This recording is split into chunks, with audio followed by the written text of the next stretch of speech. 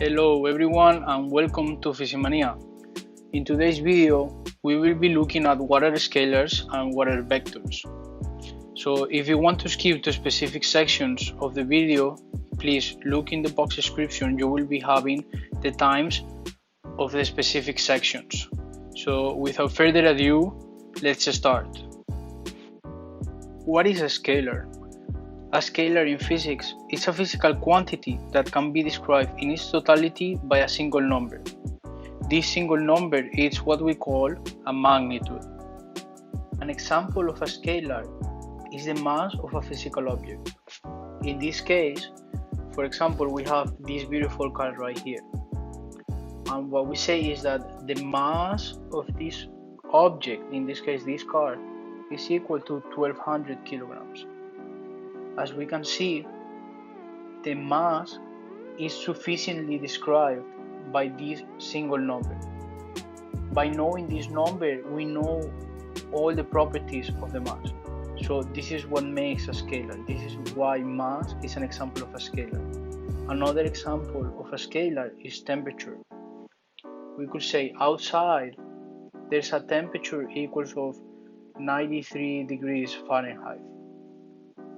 And instantly we know that outside is very hot because we only need this one single number to describe the temperature that there is outside. So now, what is a vector? In physics, a vector is a physical quantity that can be described in its totality by providing a magnitude and a direction in space. Now let's look at an example of a vector. An example of a vector will be what we call a displacement vector. So to see this, I want you to imagine that you live in a two-dimensional plane and that you want to go from your home to the gas station.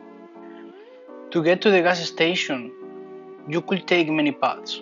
For example, you could take path A, which consists of going 5 kilometers up, 4 kilometers to the right, and 2 kilometers down. Or you could take path B, which consists of going 4 kilometers to the right and 3 kilometers up. Or you could take path C, which consists of going diagonally straight from your home 5 kilometers.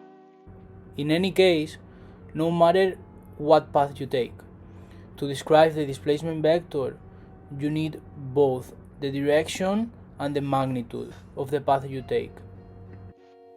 So how do we describe our displacement vector? To describe our displacement vector, we need to know two symbols.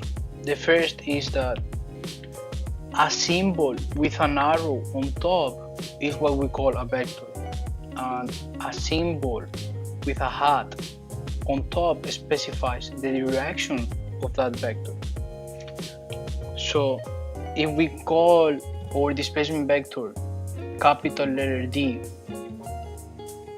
and let's say that we take path C, in which we travel diagonally 5 kilometers, we will specify this vector by saying, okay, we traveled 5 kilometers, but now we need to specify also or the direction of this vector.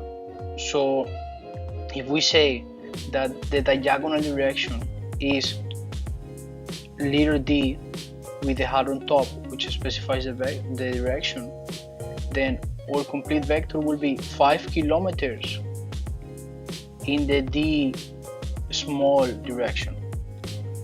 And this is how we will specify our vector if we travel on the C path. So let me put this C here to specify the path. Now, how will we specify our direction if we travel in path B? So we will call this DB, and we cannot forget the arrow because it always says that this is a vector. So first we will say that we traveled 4 kilometers to the right. So how will we write this? 4 kilometers to the right.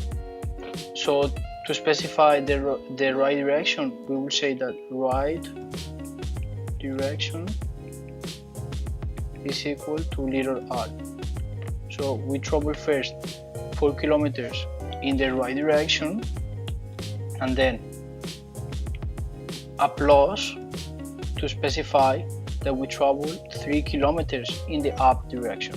So this is 3 kilometers in the up direction, and we were gonna say the up direction is equal to u with a hat.